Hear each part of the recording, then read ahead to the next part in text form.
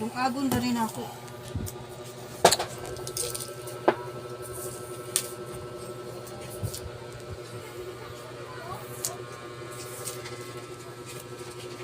Kita na yung ano, mga sulok-sulok.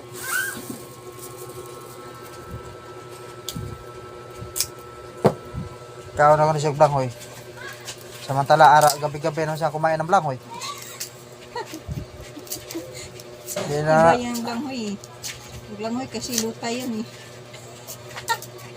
Ito kasi matigas sa mahaba. Mahaba to kasi masarap to mahaba. Mahaba daw. Gusto doon niya mahaba. Ano kayang mahaba? Ay, ano, matagal na ako hindi makain ng ano eh. Kamuting kahoy. Magkano kilo yan? 30 kilo. Tapos binili ko. So, dahil hindi bayad. Bad, jambahan. Dami bumili eh. Nag-aabang din doon sila. Oh, sa route, sa nagbinta nitong kamuting kahoy. Mayroon pa ba?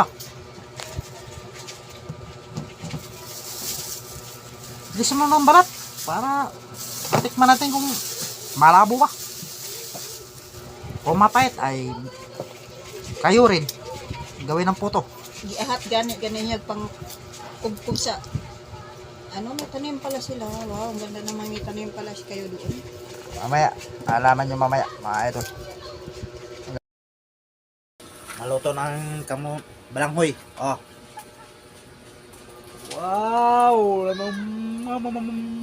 Yummy! Mander ko. Favorite.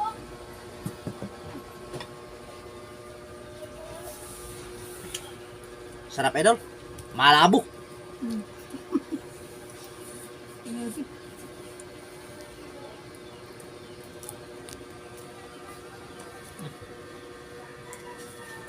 Enggak na. Jack.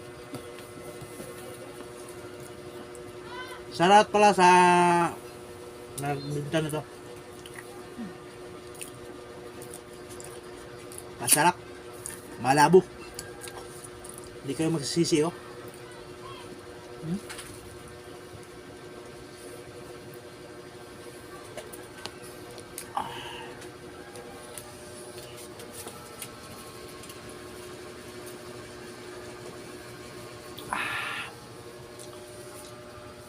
Kumakapit sa lalamunan eh.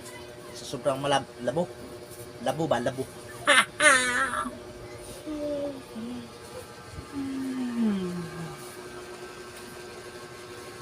Ano sabi mo ba?